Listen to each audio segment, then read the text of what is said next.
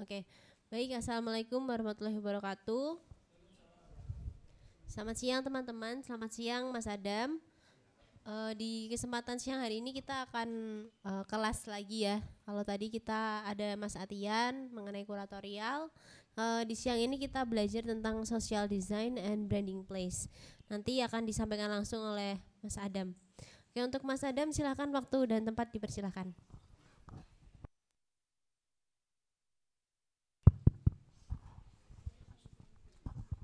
Ya, terima kasih. Mbak siapa, saya malah belum kenal. Nela, Nela Karisma. Tanggal 3 Desember. Oh, bukan ya, Yeni Inka itu ya di sini. Gara-gara sering ada event di tempat saya jadi hafal penyanyi koplo, dangdut, campur sari. Sorry agak telat, harusnya jam 1 tadi ada keperluan sebentar terus di Sampangan tadi agak macet. Saya diminta sama Mas Adin untuk mengisi terkait dengan place branding ya dan social design ya. Terima kasih sudah diundang ke sini. Mungkin sebenarnya saya nggak cocok ya karena pekerjaan saya itu banyak di apa ya, di pekerjaan yang terkait dengan periklanan. Memang beberapa kesempatan di ranah pekerjaan itu akhirnya saya menceburkan diri di ranah-ranah kegiatan yang mungkin disebut oleh Mas Adin social design kayak itu, seperti itu. Tapi waktu itu sih kita dan teman-teman menganggapnya sebagai salah satu obligasi moral kita yang bergerak di bidang periklanan, bergerak di bidang desain untuk masuk ke wilayah itu. Karena jika tidak bukan yang kita yang menjadi lokomotifnya untuk bergerak di kegiatan tersebut, siapa lagi saat itu, seperti itu. Nah, jadi pada siang ini berapa menit, Mbak? 245 ya. Ya nanti mungkin materi saya nggak banyak, ada 100 slide ini. Nanti kalau misalkan mau banyak ngobrol, 1 slide tanya dulu kayak gitu, seperti itu juga nggak apa-apa. Kita mengalir saja. Saya kurang tahu jika sebelumnya saya hanya memantau dari Mas Adin atau kalau enggak Facebooknya Histeria beberapa kelas sebelumnya ya. Hari ini saya coba memaparkan apa yang selama ini yang sudah kita lakukan, dan bukan berarti ketika saya megang mic dan saya diundang di sini saya lebih pinter dari Anda kayak gitu, enggak. Saya lebih tahu dari Anda kayak gitu, enggak. Saya dari dulu, saya dan tim di klinik desain itu selalu dari dulu tuh pengennya kita tetap menjadi amatir sampai kiamat ya, gitu, seperti itu. Karena dengan amatir itu keinginan kita untuk selalu belajar terus itu ada, dan menjadi amatir itu berarti bukan sesuatu hal yang bernarasi negatif, tapi amatir itu merupakan suatu hal yang bagus untuk orang kreatif. Perkenalkan, jadi nama saya Mbak, santai wae Mbak, sampai tidak. Saya fotografer juga, jadi ngati-ngati karo kamera, karo body kamera. Perkenalkan, jadi nama saya Adam, lengkapnya Adam Muda. Kalau di Instagram saya sambung Adam Muda. Sebenarnya 3 kata, tapi kata terakhir tidak usah. Kata terakhir nanti taunya kalau transfer rekening bank aja, nanti kalau tertawa ngelihat itu mesti kalian tertawa terbahak-bahak. Nama asli saya loh Adam Muda, apa seperti itu. Nah, tahun ini, tahun 2022 itu klinik desain sudah berusia 19 tahun. Jadi klinik desain itu start tahun 2003 kalau tidak salah, 14 Agustus. Saya sendiri startnya itu mulai kapan tidak tahu, lupa. Bacaan mulai ini Yasin dan taklil itu kapan kita juga nggak tahu. Tidak, sebenarnya ada kalau data ditarik, tapi untuk memudahkan saya waktu itu dan tim marketing saya Mbak Ning itu memutuskan karena kita berdua memang dulu sama-sama banyak berkegiatan di organisasi kepanduan. Ya udah 14 Agustus itu adalah hari pramuka, udah kita tetapin aja Agustus, karena Agustus kapan, udahlah 14 Agustus saja. Jadi per 14 Agustus itu. Jadi kalau sekarang mungkin usianya sudah segitu. Harusnya kemarin saat tahun 2020 saat pandemi itu kita merencanakan untuk membuat satu peringatan. Jadi sudah 17 tahun kalau misalkan usia mamalia yang bernama manusia itu adalah sudah dewasa gitu, seperti itu sudah akil balik. Kita pengen mau mengadakan sesuatu kegiatan pameran di kota gitu, tapi ternyata 18 Maret 2020 itu kita diumumkan pandemi. Jadi akhirnya udah rencana buyar semua dan akhirnya sampai sekarang belum terrealisasi lagi kapan gitu, seperti itu. Jadi Klinik Desain sendiri memang sebenarnya perusahaan yang bergerak, perusahaan komersial ya, perusahaan komersial yang bergerak di bidang periklanan. Berawal memang kita dari desain grafis. Coba next slide Mbak, saya kurang hafal. Oh ya, adalah berawal dari desain grafis karena memang saya dulu berasal dari keluarga percetakan. Jadi saya dari kecil itu sudah belajar membuat materi cetak, membuat printing kayak itu, seperti itu. Kalau zaman sekarang itu seperti ini DTG, disk to garment. Kalau printing disk to file, atau kalau enggak, kalau di printing lagi ada DTP, disk to plate kayak itu. Dulu ketika saya awal belajar itu ya printingnya masih menggunakan mesin Heidelberg yang abad ke-19 itu. Jadi kalau misalkan menata huruf itu hurufnya itu harus ditata satu-satu, 1, 2, 3, 4, namanya itu tata satu. Pemilihan huruf besarnya gitu. Jadi di orang tua dulu tuh masih percetakan manual kayak gitu, dan saya belajar di situ. Akhirnya dari situ saya senang kok ketika melihat sesuatu yang tertata rapi, terdesain dengan sempurna kayak gitu, kok indah, enak dinikmati kayak itu, seperti itu ya. Akhirnya dari situ saya belajar graphic design. Ternyata selain dari produksi itu di belakangnya ada graphic design. Klinik Desain berawal dari perusahaan desain grafis. 2011-2012 itu kita menetapkan diri berpindah kuadran ke perusahaan di bidang marketing and communication, dengan tetap ada lini produksinya dan lini graphic desainnya, lini graphic design service-nya tetap ada gitu, seperti itu.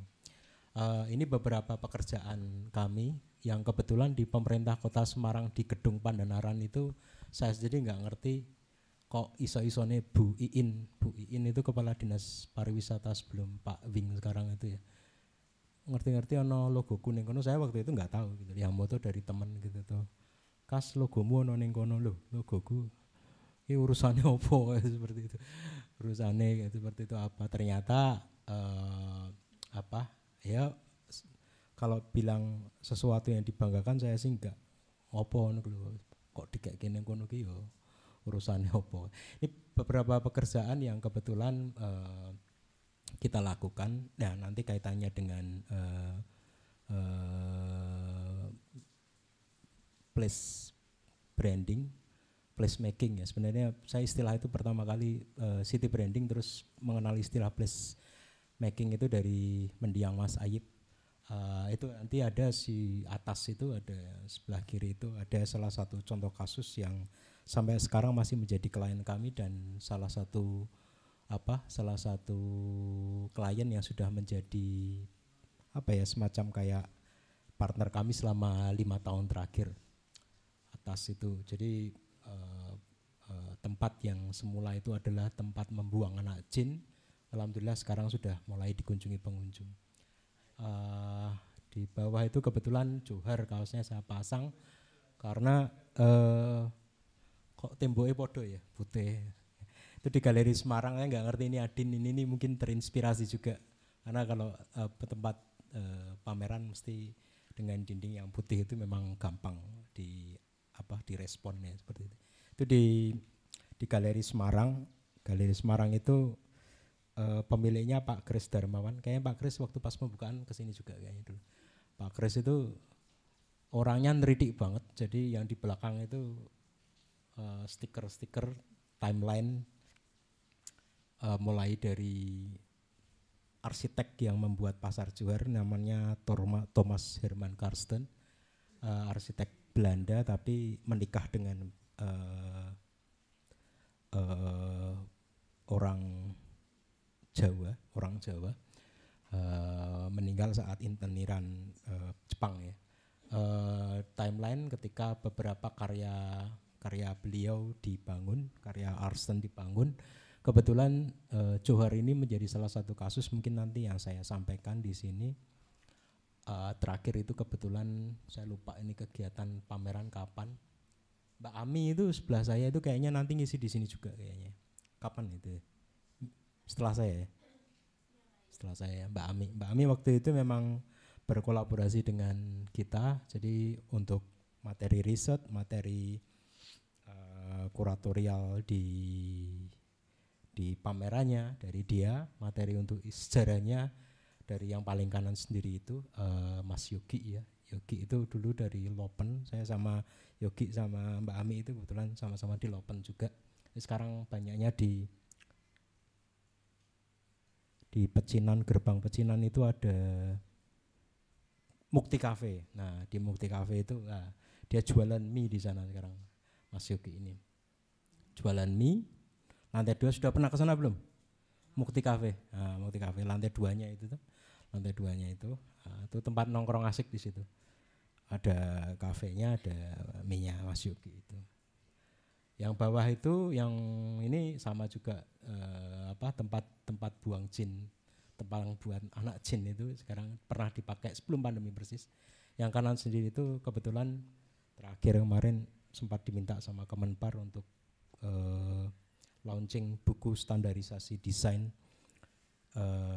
kerjasama dari subsektor fashion, desain grafis, interior, desain produk dan satu lagi apa ya saya lupa.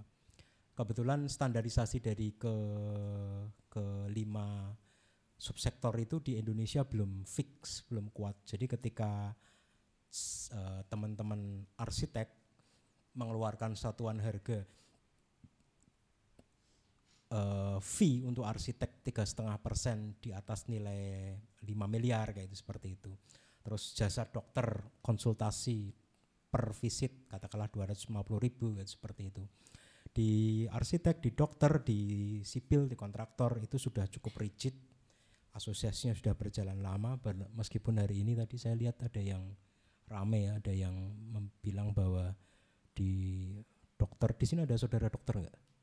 Dokter apa itu? Dokter. Itu bullyingnya luar biasa antara dokter senior, koas, dokter junior, apalagi sama profesornya. Itu kerasa banget ya. Meskipun di dokter seperti itu tapi mereka sudah terstandarisasi di ID itu. Nah, di subsektor fashion kalau kita bikin celana kayak gini lah. Celana apa Mas namanya kayak gini? Kargo kayak gini, ketika satuan harga desainnya dibentuk seperti apa gitu, ketika ditagihkan ke klien gitu belum ada. Terus untuk membuat meja seperti itu dengan desain khusus kayak seperti itu, teman-teman dari yang terakhir desain produk itu tidak ada standarisasinya. Nah kemarin kebetulan buku pertama 2020 penutupannya ada di kota Semarang setelah muter di beberapa kota di Indonesia ya, pas pandemi kemarin di kota lama. Yang atas ya kepotong ya, nggak apa-apa. Next, Mbak. Aku lupa Mbak siapa namanya, Nela. Mbak Nela.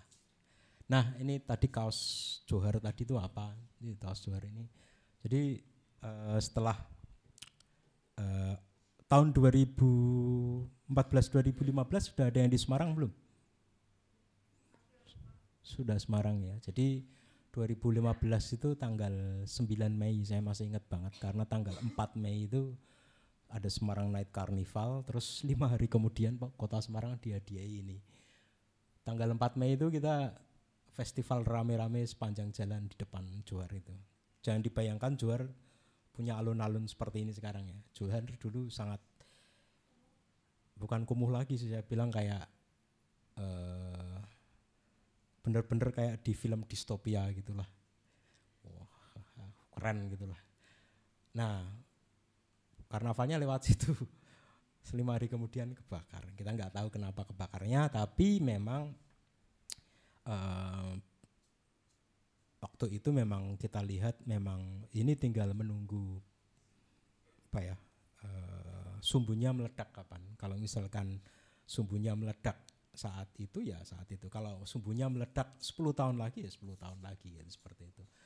Dan ternyata Kota Semarang habis ulang tahun dihadiahi ini.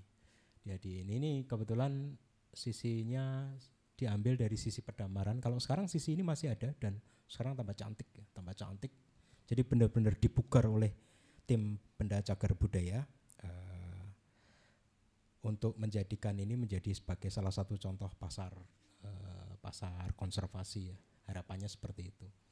Nah ini apa kok saya memberikan kasus Johar kayak itu seperti itu, sosial design. Saat itu memang saya lihat, jadi malam hari ketika saya lagi capek, jadi paginya itu hunting teman-teman KFS di Sumurup di Rawapening, siang hunting. Malam itu saya mau ngolah file gitu, kebetulan di grup KFS itu ada grup beberapa fotografer yang bergerak di bidang media dan mereka menjadi memang fotografer dari beberapa media itu ngupload itu Johar kopong kayak itu seperti itu. Apa nih kayak itu seperti itu. Jadi pada saat itu memang cukup chaos, cukup kacau banget kayak itu seperti itu. Siapa yang bakal menjadi sumber utama masyarakat menerima informasi terhadap apa yang terjadi di lapangan, terus siapa yang kira-kira bisa dihubungi untuk koordinasi pedagang, relokasi kemana, terus tempat penampungan sementara seperti apa, koordinatornya apa, kayak itu seperti itu sangat jam per jam itu sangat terasa banget kayak itu seperti itu. Jadi malam hari ketika kebakar itu saya tidak bisa ke sana. Coba next Mbak, masih ada nggak fotonya ini?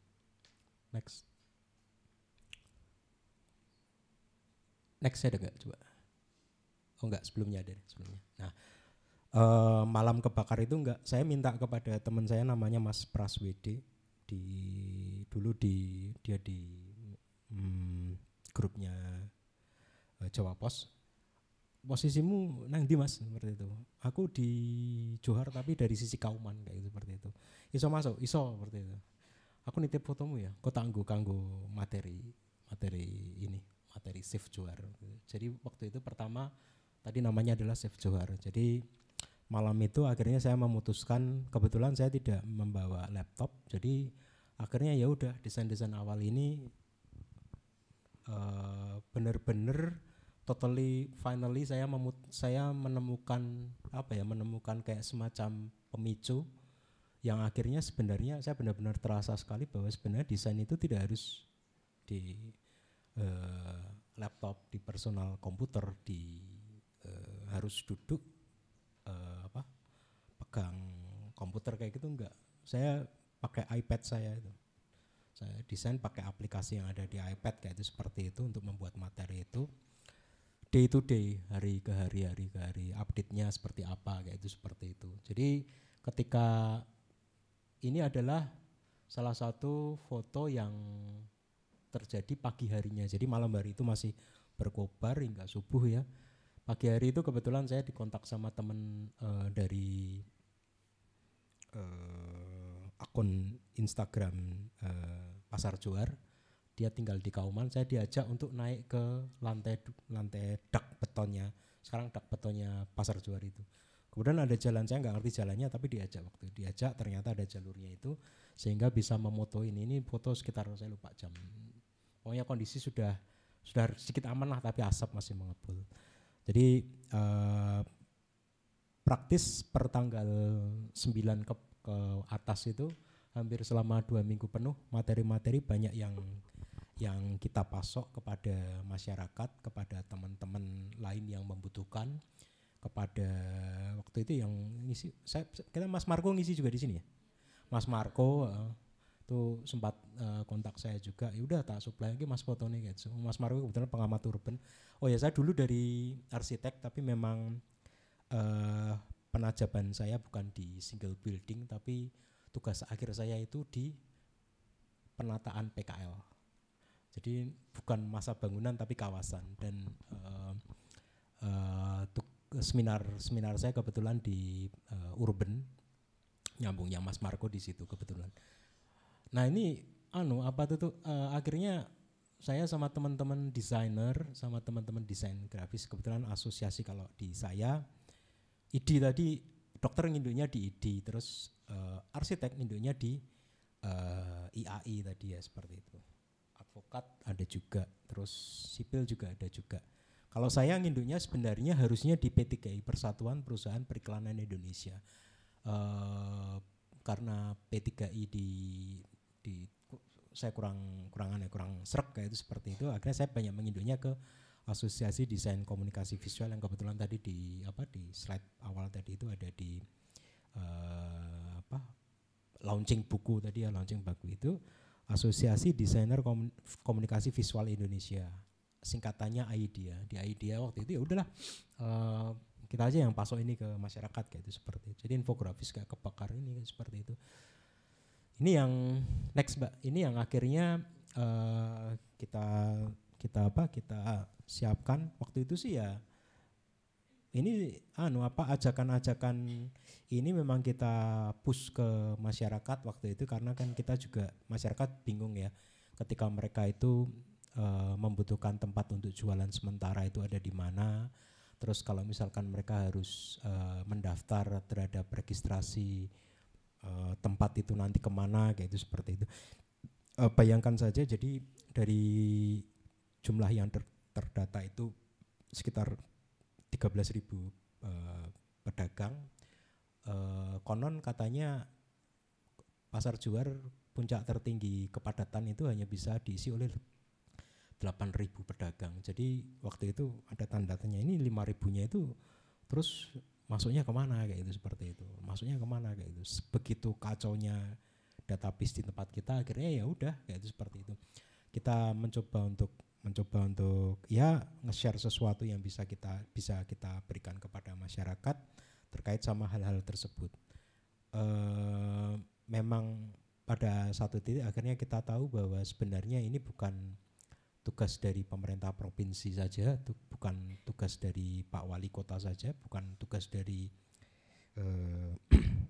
Pak Ganjar saja, tapi ya memang ini kebetulan tugas bersama dari pemerintah pusat, provinsi dan kota. Akhirnya ya udah kita baru ngeh ternyata ribetnya setengah mati luar biasa ketika mati-matian mempertahankan bangunan cagar budaya ini untuk dikonservasi.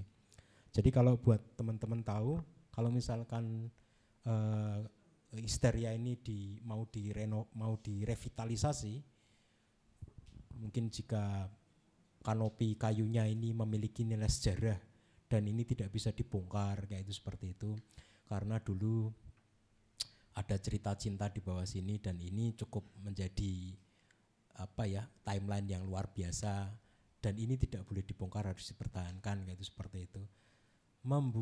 Mempertahankan bangunan cagar budaya dengan mempertahankan keasliannya itu nilainya itu bisa 3-4 kali lipat dibanding ini dirubuhkan terus dibangun seperti apa adanya, seperti ulang seperti itu. Jadi nilai yang dibangun di Pasar Jual saat ini itu sebenarnya kalau misalkan Pasar Jual dibongkar total, dibangun seperti rancangan awalnya, katakanlah nilainya 100, kalau misalkan kita revitalisasi sekarang dengan kondisi sekarang itu nilainya hingga tiga kali lipat hingga sampai 4 kali lipat. Jadi nilainya bisa 300 sampai 400 kali lipatnya. Itu yang terjadi sekarang karena kita mati-matian mempertahankan benda cagar budaya itu. Apakah itu hal sia-sia? Enggak juga kayak itu, enggak juga, karena ada beberapa hal yang terkait sejarah yang itu tidak bisa diulang dan masa yang tidak bisa diambil lagi. Itu akhirnya ya udah kita mencoba mempertahankan itu. Kemarin Januari 2022 ya diresmikan Pak Jokowi ya. Nah ini salah satu kegiatan yang sebenarnya terpisah dari Pasar Juar. Ini kegiatan saya lupa tahun 2016 atau 2017 dari Kedutaan Besar Belanda waktu itu dalam rangka 100 tahun kelahiran dari Thomas Karsten. Waktu itu kita diminta untuk membuat cerita tentang Thomas Karsten ini dengan akhirnya dengan masterpiece-nya Juar itu ya. Jadi di Semarang ini ada salah satu jejak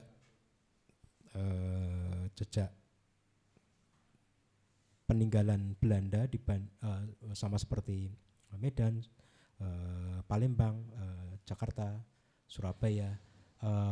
Di Semarang ini cukup banyak dan cukup luar biasa. Semarang sendiri juga sudah kosmopolit dari zamannya, sehingga banyak sekali arsitek-arsitek ataupun konsultan-konsultan, tidak hanya bangunan ya, berbagai macam industri itu di Semarang tumbuh cukup luar biasa sebelum Perang Dunia Kedua itu. Setelah Perang Dunia Kedua ya udah diambil sama Republik, nasionalisasi macam-macam ya kacau balau kayak itu, seperti itu. Itu menunjukkan bahwa sebenarnya kita udah siap nggak sih? Udah siap untuk menerima estafet pemerintahan itu apa enggak sih? Ya siap nggak siap ya mending ya kita harus jalan kayak gitu. Meskipun tertatih-tatih seperti ini apa adanya, mending ya daripada dianu sama negara lain ya seperti itu ya. Tapi ya udahlah kayak itu, seperti itu. Itu yang pertama, contohnya adalah dari Johar tadi. Barangkali ada yang mau tanya, silakan loh. Lanjut. Oke, next Mbak. Nah, kalau tadi kebetulan tidak ada kaitannya sama benar-benar kegiatan sosial ya. Kalau ini sedikit ada kaitannya dengan pemerintah kota ya. Pemerintah kota, tapi memang ini adalah salah satu upaya kita untuk membranding kegiatan. Kebetulan kita dipercaya untuk membantu kegiatan tourism pariwisata di Dinas Pariwisata Kota Semarang. Salah satu mata acara kegiatan mereka. Kalau di teman-teman di sini kan Histeria itu sekarang sudah memberikan monumen hidup berupa Bustaman itu ya, Bustaman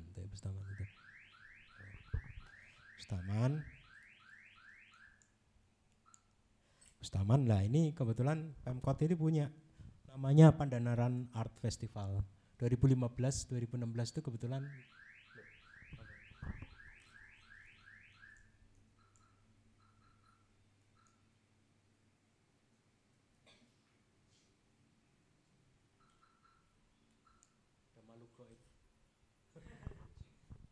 Kucing.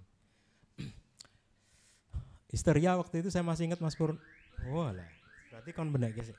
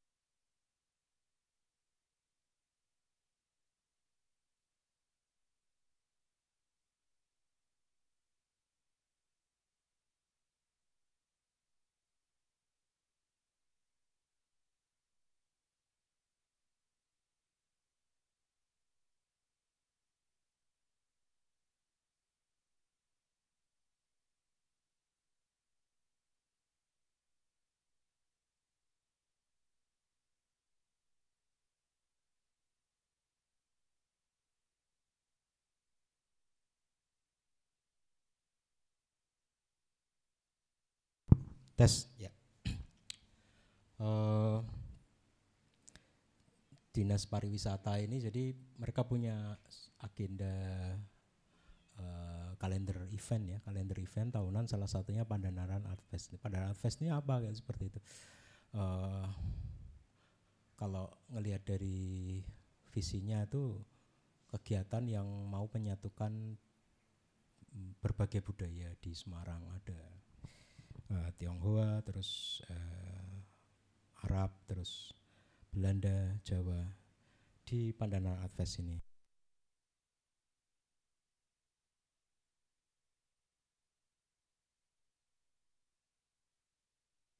Tes ya. Pandanaran Art Fest ini kegiatannya itu biasanya berupa karnaval, berupa festival-festival.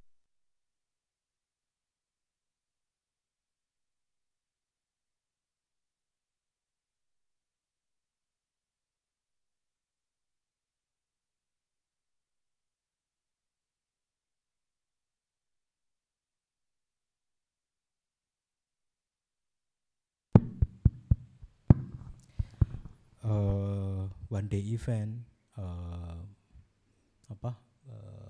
bikin satu kegiatan, mesti biasanya ada acara musiknya. Saya waktu itu minta kepada Dinas Pariwisata kalau misalkan minta ke saya untuk membantuin acara ini, saya minta ini bukan kegiatan sehari aja gitu, seperti itu. Jadi kegiatan ini ya sebisa mungkin bisa dinikmati sama warga ya, bukan one day event lagi, kegiatannya ya harus panjang gitu loh, panjang bisa dinikmati terus kayak itu, seperti itu.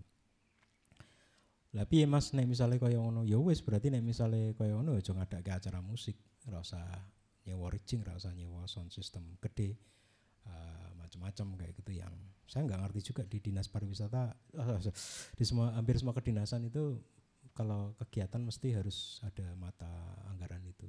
Saya bilang kalau misalkan bisa di switch buat pameran teman-teman yang itu bisa dinikmati sama masyarakat, itu kan asik Bu. Jadi edukasinya bisa sampai ke mereka kayak itu selama kegiatan itu berlangsung kayak seperti itu. Jadi ya saya minta caranya November, ya udah kalau misalkan bisa diadakan sebulan kayak itu, seperti itu. Loh, sebulan biar Mas ya? Sebulan ya udah bikinkan satu agenda pameran yang itu bisa orang bisa masuk ke sana, tidak kepikiran apa-apa kayak itu, bisa main, bisa kegiatan Pandanaran Fest ini biasanya diadakan di di Taman Kota gitu. Saya minta waktu itu udah kalau misalkan iya diadakannya di Taman Indonesia kayak sekarang itu sebulan gitu. Sebulan tuh mulai kapan Mas? Ya udah mulai acara itu start kapan, nanti berakhirnya Desember Natal kayak itu, seperti itu. Yang pameran siapa Mas? Ya udah yang pameran Bu, teman-teman yang biasa ngisi di Dinas Pariwisata, atau kalau enggak ya udah nanti kita carikan teman-teman yang kira-kira bisa support artwork mereka, bisa dari teman-teman sketch, bisa teman-teman dari mural, bisa teman-teman dari fashion, bisa teman-teman dari desain kayak seperti itu, bisa teman-teman dari fotografi kayak seperti itu. Bentuknya gimana? Bentuknya nanti coba kita pikirkan, kita respon dari tempat yang ada nanti seperti apa. Terus anggarannya gimana Mas? Kan ini anggarannya kita tidak ada mata anggarannya itu. Ya udahlah, nanti pokoknya mata anggaran silakan dipikirkan bagaimana bisa mensiasati itu, karena biasalah di dinas itu kalau mata anggaran sudah diketok seperti itu ya nanti laporannya harus kayak gitu juga. Jadi di EGOG itu angel seperti itu. 2015 masih sama waktu itu kegiatannya, ya udah pameran seri selesai kayak itu, seperti itu. Itu bukan kegiatan kita. Yang kita lihat adalah 2016-nya. Nextnya Mbak, coba. Mbak Nela, ya. Waktu itu saya minta udahlah kalau misalkan Taman Indonesia Kaya bisa dipakai kayak itu, seperti itu. Nanti aja kita siapkan teman-teman untuk ngisi di sana. Isinya apa kayak gitu, macam-macam lah. Kalau ke tourism ya udah dari teman-teman desain bisa membuat desain terkait dengan lokalitas Kota Semarang, teman-teman dari fotografi bisa nanti support fotografi terkait dengan Kota Semarang, dengan pariwisata dan street Kota Semarang. Teman-teman dari sketch, teman-teman dari mural bisa sama seperti teman-teman visual di fotografi tadi, kayak seperti itu. Akhirnya mata anggaran itu disetujui, bukan mata anggaran ya, kegiatan itu disetujui, dan itu akhirnya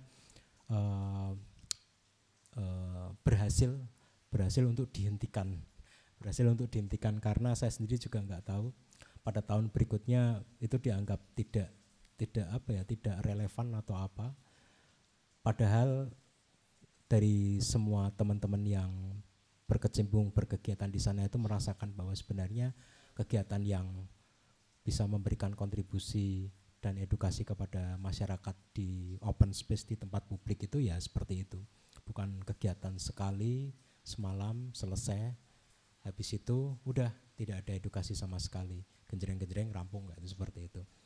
2017 saya masih diminta untuk menggait aja, tapi acara ini akhirnya tidak ada sama sekali, tidak dilanjutkan. Tapi kita tidak menyerah dan ini jalan terus ya, kayak seperti itu ya. Jadi ya di sini memang kita mencoba untuk mengkolaborasikan beberapa teman-teman, memang leading sektornya waktu itu dari teman-teman desain, teman-teman idea ya, teman-teman idea. Di situ ada beberapa sampel, di foto itu ada yang fotografi, ada mbak-mbak dua di situ. Itu fotografinya responnya bukan pameran fotografi ditempel di dinding ada figurannya kayak gitu, enggak.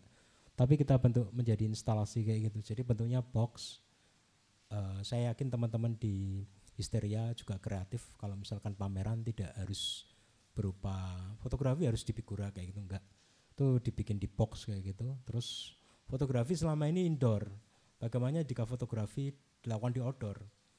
Kebetulan saya di printing dan waktu itu sih saya men-challenge teman-teman, kalau di sampangan depan sini ada print time, print time. Terus ada sini lagi ada printingan apa itu.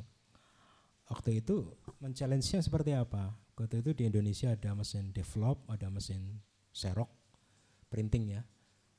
Develop Xerox itu tahan menghadapi cuaca hujan seperti ini ketika kamu printing di atas materi yang sebelumnya tidak pernah kamu pikirkan. Sudah pernah nyoba apa belum?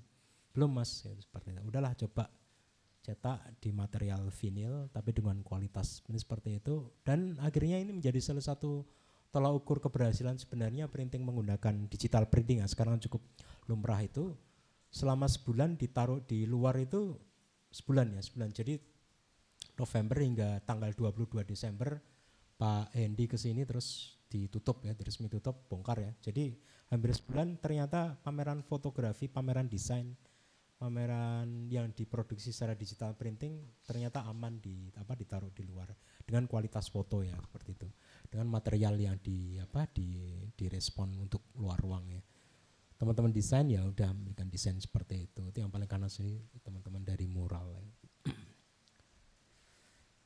Ini yang kita pernah challenge ke pemerintah kota, ya memang bukan bukan bantuan, bukan grant, bukan tapi pendanaan dari pemerintah dinas pariwisata ya. Ada yang tanya? Silakan kalau mau tanya. Next Mbak, kayak masih PAF dah. Pandana atas. Next. Ya. Ini salah satu sisi lain ya, Ini persis belum dibongkar Taman Indonesia Kaya. Ya udah, ini kita minta bantuan sama teman-teman yang lain. Kalau desain ya udah, nyiapin ini aja seperti itu. Next. Apalagi ini coba. Nah, ini ke topik selanjutnya, kebetulan kaitannya sama city branding, kaitannya sama place branding. Saat ini memang yang saya ceritakan tadi, yang saya sebut tempat buang anak jin itu, sudah ada yang pernah main ke PRPP? PRPP, nonton apa?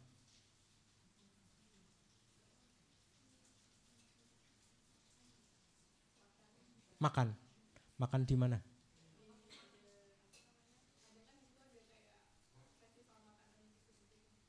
Festival makanan. Oh. Tahun berapa? Sebelum pandemi. Ya. Ada yang sudah main ke Mairokoco, ke PRPP? Udah ya, udah ya. Marina. Marina tetanggaan sama PRPP. Ya. Marina. Ya. Ya ini kebetulan yang placemaking itu memang salah satu kasus yang nyata itu terjadi di klien kami ini. Jadi ini kebetulan slide ini pernah bareng sama Mas Purna ya. Waktu itu saya lupa. City branding itu ya kayak gitu. Kalau misalkan Semarang ya, saya kemarin lihat di Mas Adin sempat nge-share logo untuk Semarang Biennale. Biennale. Oke, itu seperti itu. Keren lah kayak seperti itu. Sama city brandingnya Semarang itu dari dulu utak racetha ora jelas kayak itu seperti itu. Jadi meh piye seko zamane Pak Jawahir masih sugeng sampai Pak Jawahir wafat, seko Pak Amin Budiman masih kuat menulis buku sampai bukunya sekarang menjadi kajian sejarah dan lain-lain. Prof Eko Budiarjo masih sugeng, sekarang sudah wafat juga. Kita nggak tahu juga kayak apa akhirnya kita sudah mengamini warak yang sekarang ada ini apa enggak. Ya sebenarnya konsensus itu bisa kita tetapkan kalau misalkan kita sudah menentukan ya udahlah kalau misalkan warak yang kita putus sekarang itu adalah waraknya mereka-mereka yang lahir di setelah tahun 98 generasi Z kayak itu seperti itu. Kamu-kamu yang baby boomers yang lahir di zaman generasi X kayak saya ini generasi X dicoret tapi lebok ke milenial ya ditendang tadi ora entuk. Itu udah itu aja ditetapkan kalau waraknya seperti itu udah nanti ke depan kita seperti apa. Kalau misalkan bilang sejarahnya warak harus seperti ini bukti ini di ora ono seperti itu. Jadi membuat city branding ini lama banget ya. Jadi Semarang biyen ono zamane Pak Harto kota atlas kayak itu. Setelah itu ada Semarang Pesona Asia SPA gitu. Terus ada variety of culture gitu, seperti itu. Nah itu luar biasa karena apa? Karena Semarang sendiri kotanya unik dan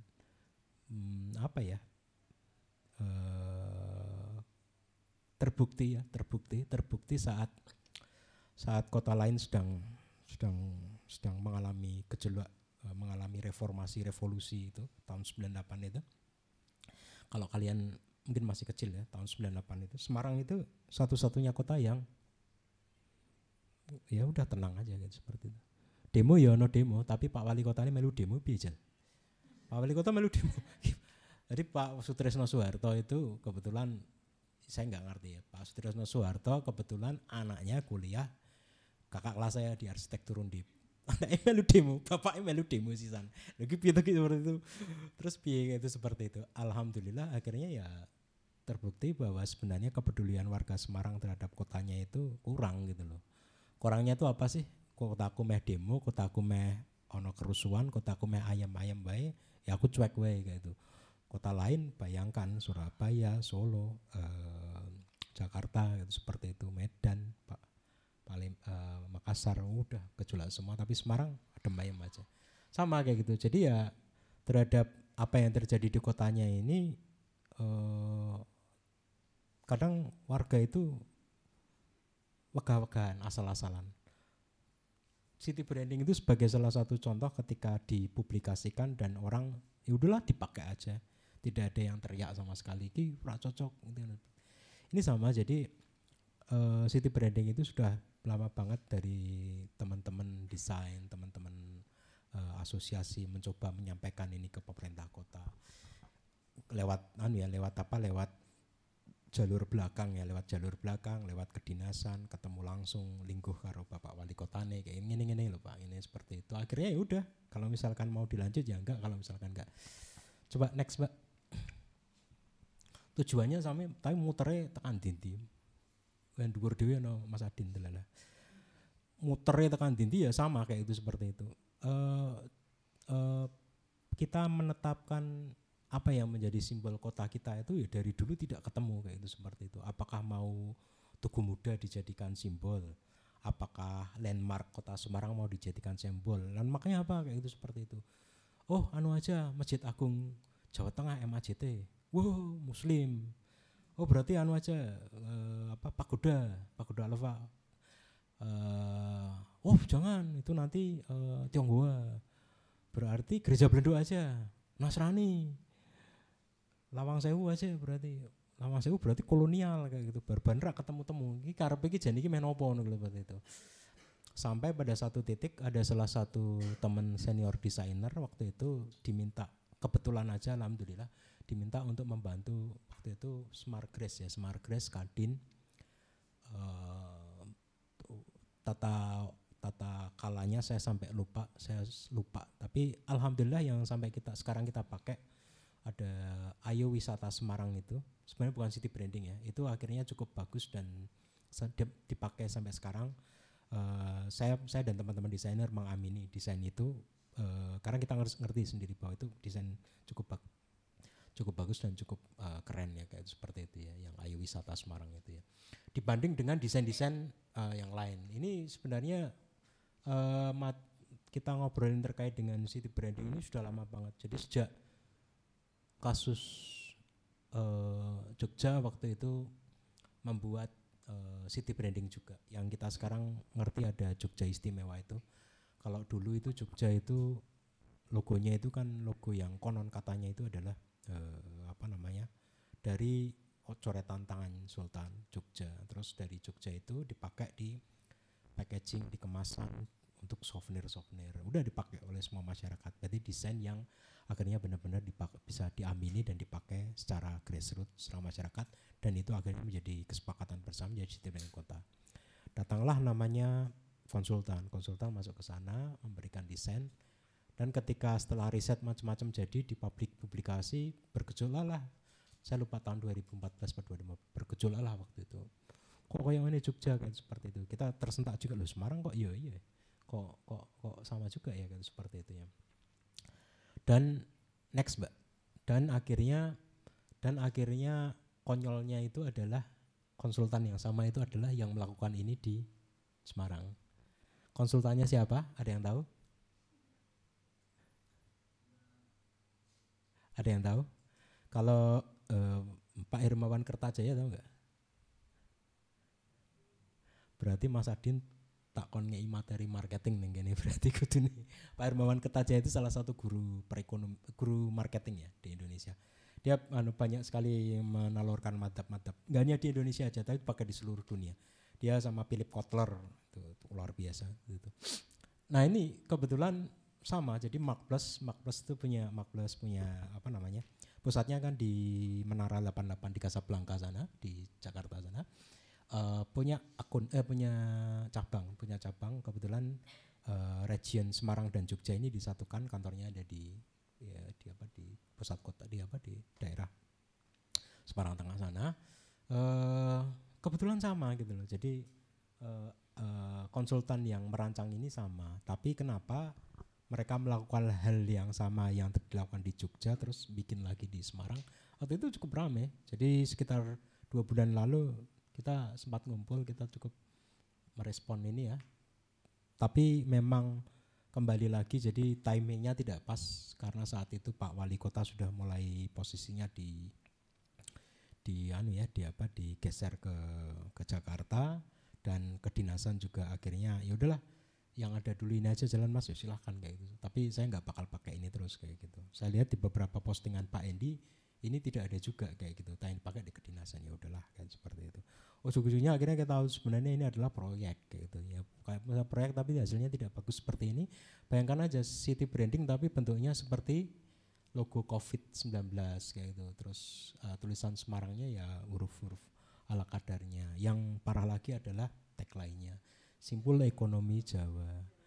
Simbol ekonomi Jawa apa ada di Semarang?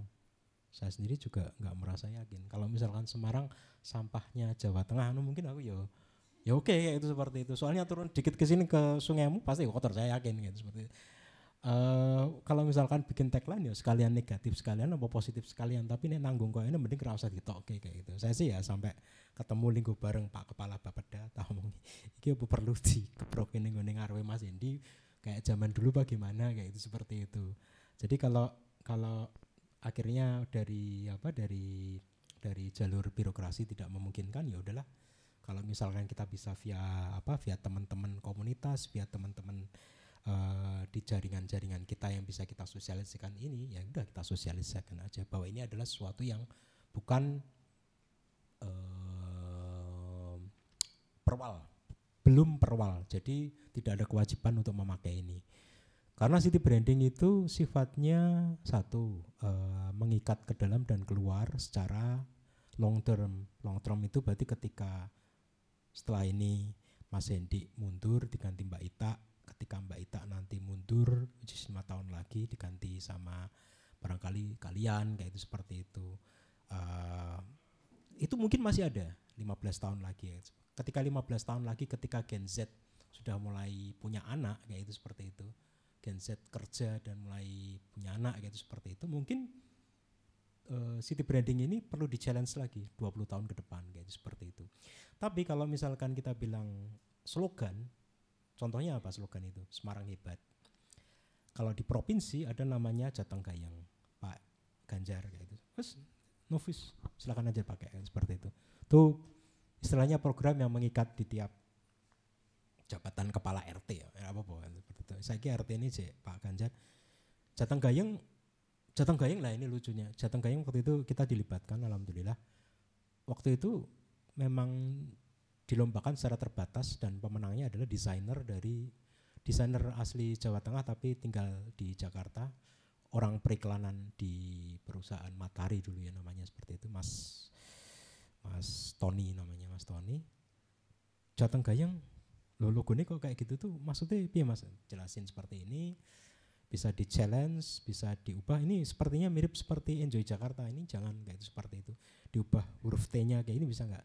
Lah waktu itu banyak sekali cek pos yang akhirnya yang kita lihat Jateng Gayeng itu yang sekarang masih dipakai ya, seperti itu. Nah ini sih saya nggak tahu ini cek posnya siapa, tiba-tiba udah launching di Kota Lama dan ternyata seperti itu ya, seperti itu. Harapan saya sih buat teman-teman Histeria di sini yang kalian ada tugas di desain gitu, tapi saya yakin kalau Histeria dengan Mas Adin ngawalnya luar biasa ya, kalau misalkan membuat materi mesti risetnya secara mendalam kayak itu, seperti itu, keren lah kayak itu, seperti itu. Ini jadi sesuatu yang saya pikir kalau misalkan kita bicara soal placemaking tadi, kaitannya sama tempat yang menjadi klien kami selama 6 tahun ini. Saya ada satu klien yang di PRPP tadi itu. PRPP itu dulu tuh tempatnya ya ketika saya datang, ya saya nggak pernah, saya orang Jawa Tengah aja, orang Semarang aja, tidak pernah masuk ke Grand Mairokoco, di Taman Mini Jawa Tengah. Sampai usia saya 38 tahun. Jadi bayangkan Mairokoco yang dibangun tahun 95 itu, saya menginjakan kaki di situ itu tahun 2000 berapa ya? Berarti 2015 akhir, 2016 akhir lah. Ketika kita ngerti sebenarnya ada potensi luar biasa di situ dan klien membuka diri untuk dikembangkan dalam arti dari sisi dari sisi konten ya kayak seperti itu ya. Itu peluang kita untuk membuat placemaking. Kalau kasus yang luar biasa dan bagus ya, tapi balik lagi ke ke pendanaan ya. Yang teman-teman sering ngelihat itu di tempatnya Mas Handoko Hendroyono, M-Block itu yang ngerti ya, M-Block di Jakarta itu ya, itu salah satu placemaking yang bagus meskipun di belakangnya gara-gara didanai dengan BUMN ya seperti itu. Tapi kalian itu juga membuat placemaking yang luar biasa juga seperti di Bustaman kayak itu, seperti itu. Nah, itu keren kayak itu, seperti itu. Ada hal lain yang saya lihat di teman-teman selain Bustaman itu upaya untuk merubah satu location menjadi destination. Nah, sama. Jadi sebelumnya di tempat kita itu di Mairokoco itu ya udah setahun itu kunjungannya hanya 70.000 orang setahun. Setahun 70.000 orang. Ya gila wae kayak gitu, spine ra karu-karuan, tempat seluas 23 hektar dengan kawasan konservasi mangrove dan muara seluas hampir 5 hektar tidak dipakai apa-apa kayak itu, seperti itu.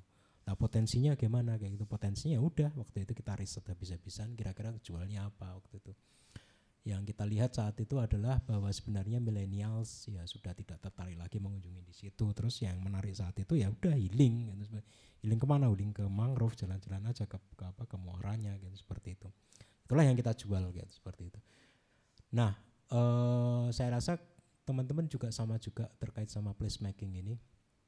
Kasusnya membuat satu lokasi menjadi destinasi tadi. Saya sih kebetulan slide-nya tidak saya siapkan, tapi mungkin untuk ngobrolan hari ini saya cukupkan sekian dulu ya. Setelah ini mungkin kita diskusi aja. Slide-nya lagi masih ada nggak? Oh ya, ini contohnya aja sih, contohnya itu ya sama. Jadi itu ada apa? Ada mas-mas gotong-gotong itu tuh apa kan, seperti itu. Bayangkan aja, saya nggak ngerti itu zaman Pak Harto, mungkin itu adalah tempat mainan anak apa, tapi udah kita respon, kita mural, kita hias saja, mengundang teman-teman dari UNES untuk menghias itu. Nah ini nanti yang sampai sekarang konsisten ada di Indonesia tuh lampion air itu ya di tempat kita aja. Besok tanggal 17 Desember start lagi setelah pandemi lama ya, lampion air seperti itu. Jangan khawatir, saya orangnya cukup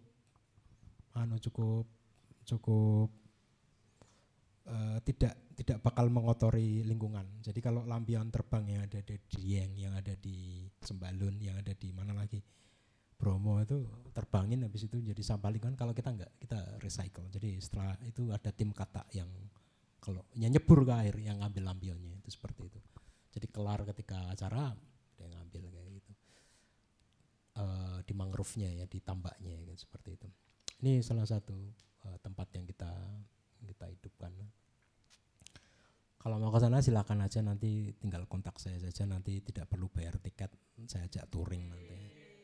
Nah, tempat saya nanti nongkrong di Klinik Desain, di depan ada pendopo, ada kafenya. Kalau histeria mau rapat di sana silakan. Pendoponya cukup gede, cukup luas, asik, di Anjungan Wonogiri. Next Mbak, habis ya kayaknya.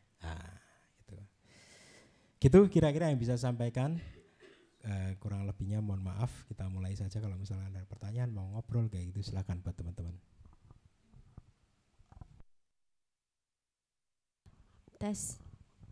Ya baik, mungkin dari teman-teman ada yang mau bertanya, ada yang penasaran tentang apa yang disampaikan oleh Mas Adam tadi.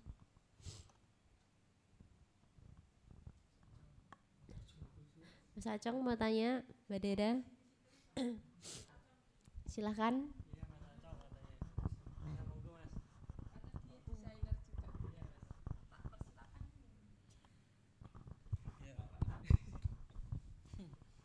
Akhirnya harus ngobrol terus ini teman-teman. Saya tertarik sih Pak dengan tadi materi yang disampaikan berkaitan dengan city brand. Nah yang ingin saya tanyakan tuh berkaitan dengan outputnya itu dari semua brand yang dibuat oleh tim itu berdasarkan riset yang seperti apa Pak, sehingga munculnya city brand itu Pak.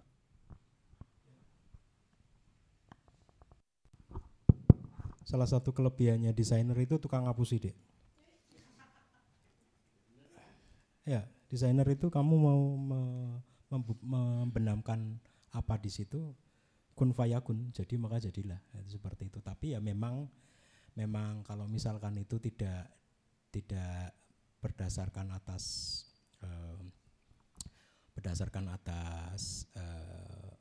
kalau saya di Klinik Desain di teman-teman itu selalu kita berusaha menjual mati-matian apa yang dimiliki oleh brand tersebut, dimiliki oleh potensi yang dimiliki, dan kemungkinan kedepannya adalah forecast tren ke depan dari brand tersebut kira-kira bisa apa, itu yang kita jual kayak seperti itu. Jadi bakal sangat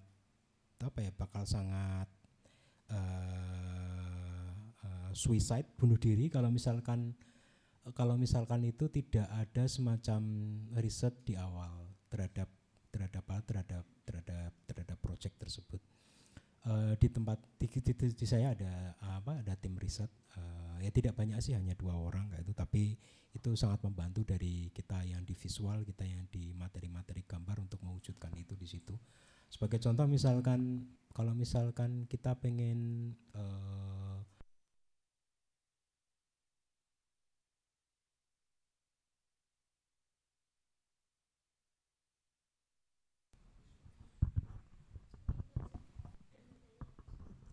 kita pengen cerita terkait dengan menghidupkan malamnya di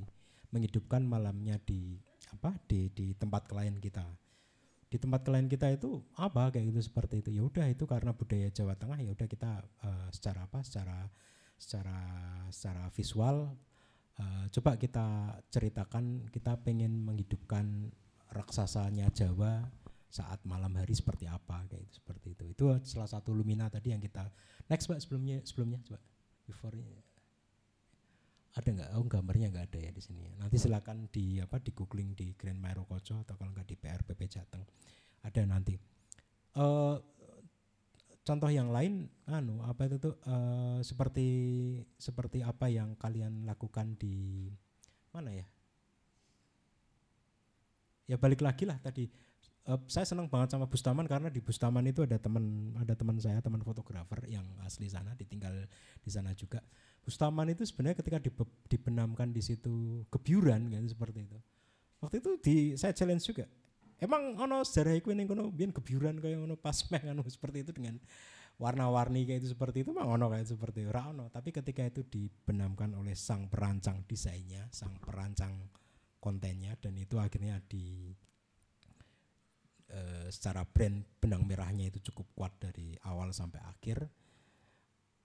Nah itu tadi, Bustaman cukup luar biasa karena ada sumber air, sudah ada habit, sudah ada budaya tadi kayak itu, seperti itu. Patusan menjelang menjelang Ramadan kayak itu, seperti itu ya.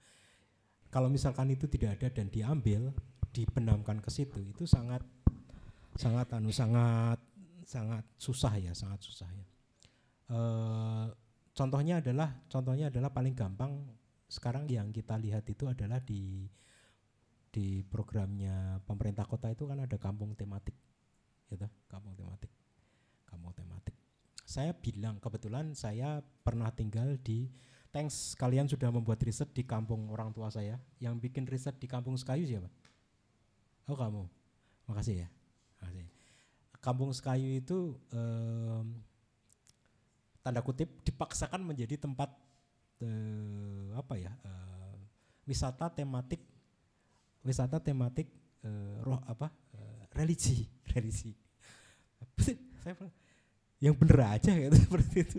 Soalnya satu di situ fakta terkait dengan masjid tua kayak gitu, sampai sekarang uji karbon yang dulu dilakukan oleh UGM sampai sekarang belum ketemu. Uji karbon terhadap kolom terhadap kayunya yang ada di atas itu sampai sekarang belum ketemu. Saya sendiri pengen lihat datanya kayak itu, seperti itu, datanya seperti itu. Data-data awal pembangunan yang saya miliki, kebetulan saya memang dulu datanya saya simpan, saya sampaikan ke teman-teman di Sekayu sana. Kalau misalkan butuh data itu ada di saya semua, aman kayak itu, seperti itu. Kalau misalkan itu sekarang kita amini dan kita ke depan mau kampung tematik religi kayak itu, seperti itu, masih ada enggak potensi-potensi kegiatan, potensi activity warganya di sana yang terkait dengan itu. Kalau misalkan mau itu jadi turisme aja, ya oke aja, tapi kalau misalkan itu tidak banyak yang bisa kita angkat, yaitu tadi bunuh diri gitu, seperti itu. Tiba-tiba kalau Kampung Sekayu bakal jadi aneh kalau misalkan itu menjadi kampung organik, pertanian organik. Itu terjadi kebetulan saat ini sedang lagi ada proyek dengan SIF, dengan UNEP, pertanian regeneratif di Kota Semarang. Ada beberapa pemukiman di Kota Semarang ini yang dipilih menjadi situs situs pangan warga SPW. Salah satunya yang dituju itu adalah tempat saya, tempat saya itu di Mairokoco, di mana di situ bukan pemukiman, tapi itu menjadi situs pangan warga. Itu secara apa ya, secara logika tidak bisa. Tapi ketika itu dipaksakan, itu bakal menjadi proyek yang saya bilang susah dan berat kayak itu, seperti itu. Kalau misalkan desainer sudah menetapkan ini menjadi apakah kampung tematik untuk religi tadi, sudah ada di situ, oh potensi awal iki ono iki, pemukiman lamanya masih ada. Ini kayak itu, seperti itu. Kegiatan warganya apa sih? Saya sih kalau misalkan di situ mau dibikin padusan, saya sih teriak dulu. Di kayu dibedakan gak ono. Misalkan gue kebiuran kok Bustaman, oh aneh-aneh seperti itu. Kalau misalkan mau bikin seperti itu, bikinlah yang sudah ada di kampung tersebut, yang sudah ada dan kemungkinan ke depan, oh ini bisa nih kayak itu, seperti itu. Dan yang saya lihat saat ini mereka sedang membuat satu hidden gem kayak warung kopi kecil di dekat Masjid Sky itu dan cukup viral kayak itu, seperti itu. Lah itu kalau misalkan mau dipakai buat tempat apa ya Kak, semacam ngumpulnya anak muda, terus mau bikin sesuatu kegiatan terkait dengan tema kampung tadi, itu cukup luar biasa karena saya lihat penggeraknya cukup aktif, cukup kreatif ya kan, seperti itu ya. Jadi balik lagi Mas, desainernya mau membenamkan apa kalau misalkan itu tidak diikuti sama riset awal yang oh ini potensi ini iki, ya jangan. Ujung-ujungnya sih nanti pasti proyek proyek itu gitu aja. Sebagai contoh ada mungkin yang lain kayak kampung di Semarang, ada kampung fotografi. Kampung fotografi ketika sang desainer menetapkan di situ kampung fotografi, mosok ya hanya berdasarkan jumlah kakak yang berprofesi sebagai fotografer. Tapi apakah dia benar-benar berprofesi tinggal dan berkarya di situ? Nah itu perlu dicek lagi kan. Terus secara penanda, secara totem, secara landmark, apakah di situ di kampung itu perlu dibikinkan totem gapura berupa kamera kayak itu, seperti itu. Itu desainer yang sangat menentukan kayak itu, seperti itu. Bisa saja saya bilang oh kalau misalkan ini tematik kampung fotografi, bisa aja nanti mungkin bukan seperti itu gitu loh, bukan seperti itu mewujudnya bendanya kayak itu, seperti itu. Nah ini yang fungsi dari desainer sangat krusial di situ gitu, seperti itu. Jadi ya nanti mungkin kalau misalkan saya bilang tadi balik ke awal tadi, desainer ini ya sebenarnya tukang dobel ya, iya kayak gitu, tukang dobel iya kayak seperti itu. Sampai sejauh mana dobelnya itu dan itu masuk secara rasio dan logika, ya itulah keunggulannya desainer di situ. Desainer ya saya bilang ya, desainer itu berarti bukan visual, bukan grafis saja ya, fashion designer juga, desainer produk juga. Nah ini bentuknya digawe aneh, futuristik kayak itu, seperti itu, dan ternyata sangat berguna migunani. Riset yang dilakukan sebagai contoh, misalkan pernah dengar namanya Mas Singgi Susilo Kartono Temanggung enggak? Di Pasar Papringan itu, dia bikin kan sepedagi yang terakhir sebelum Radio Magno. Kayak saya bilang ya membubuhkan radio yang selama ini menggunakan casing tempat dari fiber, dari metal, dari besi diganti dengan kayu dan bambu, itu ya luar biasa kan, seperti itu, luar biasa. Membubuhkan, ini pengen tak gawe kan, ketika orang akhirnya membuat itu salah satu desain produk di Indonesia yang masuk di MoMA ya, di Museum of Modern Art itu ya, itu produk itu ya, seperti itu. Saya ini ya apa ning gone Temanggung potensi kayune akeh, ya potensi kayune akeh, tapi kayu kono ora ya wis ra ono ngono, tapi golek ning tetangga sebelah kayak seperti itu, ada kayak seperti itu. Kalau misalkan tiba-tiba Mas Singgih mungkin membuatnya dari kertas dari material yang tidak ada di lingkungan dia, dan dia bercerita sejauh mana terkait dengan pemberdayaan masyarakat desa di kan itu ya nggak relevan kayak gitu. Tapi yang sekarang kita lihat ini kan cukup relevan, cukup kuat ya. Dari Radio Magno, terus Bedagi, terus ada Pasar Papringan ini. Gitu. Gitu. Ada yang lain? Silakan, santai.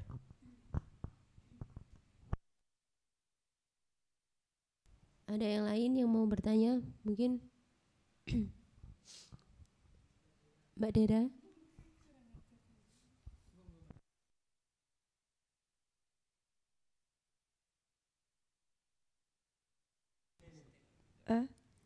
Iya, kan tadi kita banyak ngobrolin soal bagaimana kemudian memunculkan ruang-ruang ini yang dia bisa menjadi satu pandangan kalau objeknya desain, fotografer bisa ngambil peta itu dari mana, atau maksudnya dia bisa mengambil gambar itu dari angle yang mana sehingga itu bisa dibuat lebih menarik. Tapi terkadang misal tadi satu kasus Johar yang dulunya kumuh begitu dan lain-lain, ketika itu ingin dinaikkan justru bisa jadi kan kekumuhan itu dia justru menjadi satu nilai tersendiri untuk foto-foto yang jadi estetik. Kalau dipakai buat pameran dia jauh lebih bagus daripada yang ya foto gedung-gedung, tapi kita fotografer dia tidak bisa mengambil angle yang baik. Artinya kan karena ini ya Pak Adam juga fotografer, artinya kan kalau apapun objeknya, tapi ketika dia orang yang nggak bisa ngambil angle yang tepat, itu kan fotonya sama aja akan bias. Tapi sejauh ini ketika kan kalau kita misal kerjasama dengan pemerintahan atau kita bikin event atau kita misal IO dan kita fotografer yang kemudian dipesan orang, kan terkadang itu menjadi sulit dilakukan karena terjebak dengan pesanan siapa gitu. Nah itu gimana? Karena seringkali misal ada berbagai kontes fotografi nih. Menurut saya, misalnya temanya soal krisis iklim, ini karena ada satu ini ya ngikutin itu, tapi ketika itu tidak sesuai dengan seleranya juri ya percuma gitu.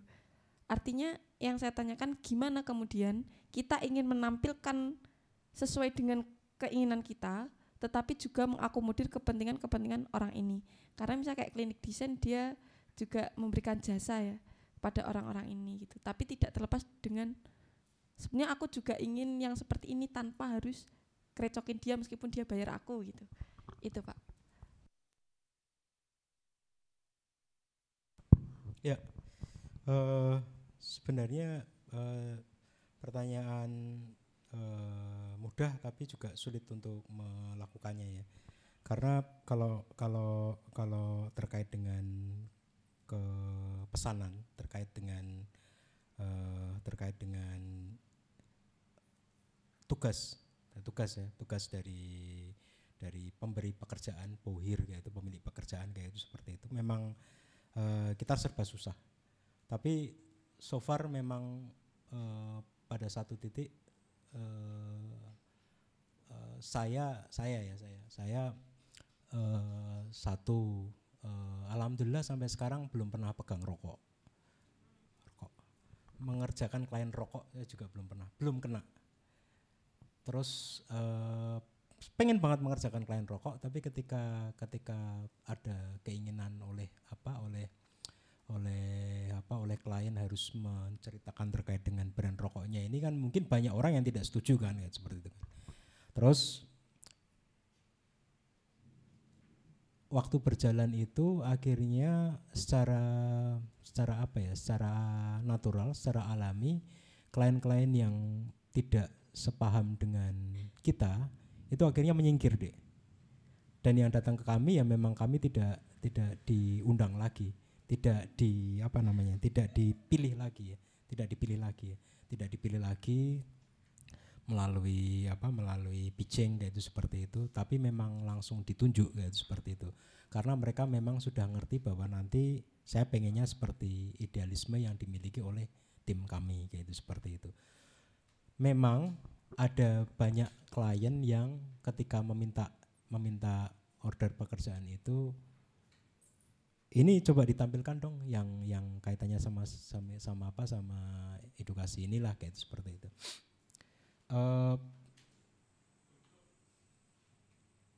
Saya bisa bilang sekarang itu dimudahkan dengan adanya sosial media.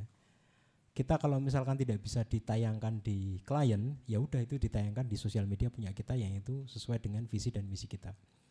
Saya banyak banget materi-materi yang tidak di-ACC oleh klien, tapi sebenarnya itu adalah sesuai dengan idealisme, dan kita lihat ini artworknya lebih keren, artworknya lebih bagus secara fotografi.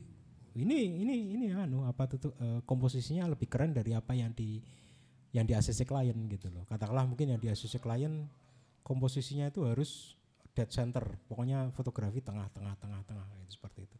Padahal menurut kita komposisi yang rule of third, yang sepertiga bagian aja itu lebih keren, lebih bagus, lebih asik, kayak itu, seperti itu. Akhirnya ya klien seperti itu ya udah silakan aja kerjakan, silakan aja di naik tayang, di ACC, dilanjutkan, kayak itu, seperti itu. Tapi yang buat kami materi-materi tadi ya udah itu bisa menjadi konsumsi kami sendiri dan teman-teman dan klien-klien lain yang memang sepaham dengan kami tadi, seperti itu. Satu lagi kayak di fotografi itu kan di pewartaan berita itu kan sebenarnya yang tercover di kita itu hanya sepertiga bagian aja kan. Ada 2/3 bagian yang itu amburadul yang kita tidak tahu kan. Kayak tadi Juar, sebenarnya itu pasti kalau misalkan sekarang itu di Reels Instagram itu kan ada Instagram vs reality kan, ya, seperti itu kan. Bagian sebelah sini di fontainya di Itali keren banget, ketika dibalik sini orangnya rame banget kayak gitu, lagi antri kayak itu, seperti itu kan banyak banget. Nah, di fotografi sama seperti itu juga. Klien mintanya ini bersih gitu. Atau klien mintanya kotor karena yang dijual kotor ya, seperti itu ya. Oh, yang dijual kotor apa adanya, seperti itu sebenarnya sama. Jadi kita ada komunitas yang sebenarnya mengaktifasi ruang dengan apa adanya. Jazz ngisoringin, lumpia jazz. Saya banyak di sana, banyak membantu di sana, itu sama. Jadi mengaktifasi pecinan, mengaktifasi Kota Lama.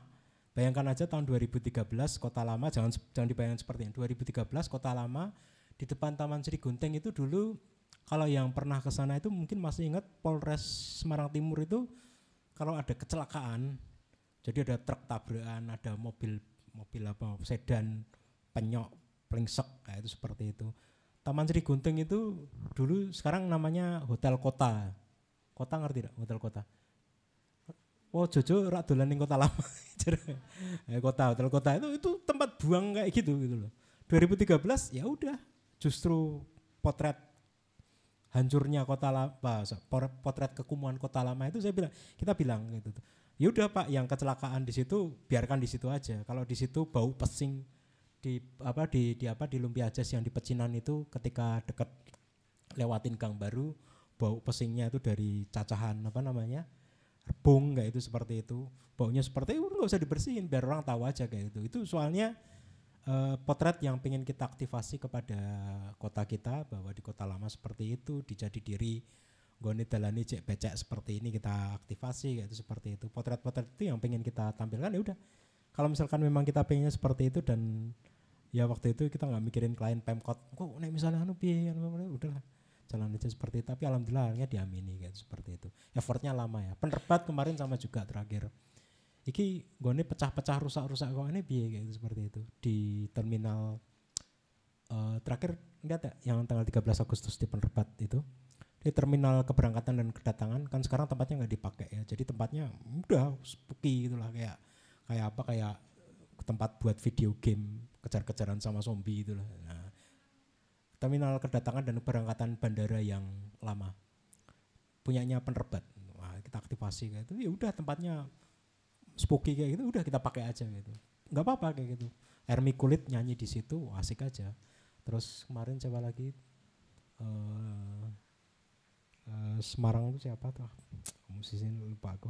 Hendra Kumbara kayak itu, seperti itu, main situ asik aja. Cuek aja kayak itu, seperti itu. Nah itu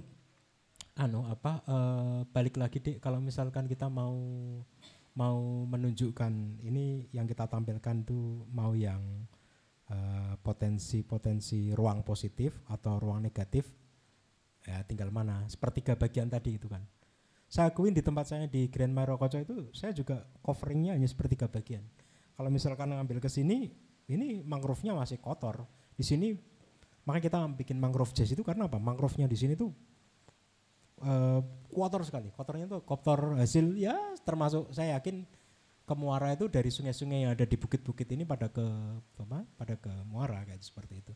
Dari gunung yang kita buang sampah itu sampai ke muara, sampai ke laut. Di mangrove kan kotor kan seperti itu. Gitu. Yang lain silakan. Cukup? Cukup? Ya, cukup karena waktunya udah menunjukkan jam 2:48 juga. Mungkin sekiranya itu dari Mas Adam. Nanti teman-teman kalau mau tanya lebih jauh bisa ya Mas Adam. Kemudian itu dulu dari Mas Adam dan juga dari kami PK Kota untuk sesi hari ini. Terima kasih Mas Adam atas kedatangannya dan juga materinya. Semoga teman-teman bisa jadi insight baru juga. Dan juga terima kasih untuk teman-teman yang udah menyempatkan hadir di kelas walaupun hujan-hujan. Oke, gitu dulu. Mungkin kita langsung sesi foto aja ya.